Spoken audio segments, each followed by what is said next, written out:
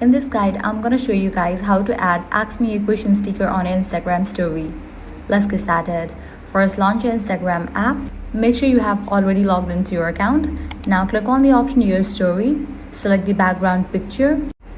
Once your photo is ready, click on the sticker icon given at the right hand side. Now go ahead and click on the option Questions. You can then customize the prompt by typing something like ask me a question or any other question you would like your followers to answer, such as is this your favorite color, what's your favorite food, or something like that. After you type in your question, you can use this color icon to change the color for this question template, and once you are done, you can place it and upload in your story. So this is how you can easily add Ask Me a Question sticker in your Instagram story. Your followers will now be able to tap the question sticker and send you their responses directly through Instagram. So that's it. If this guide helped you out, do not forget to like, share and subscribe.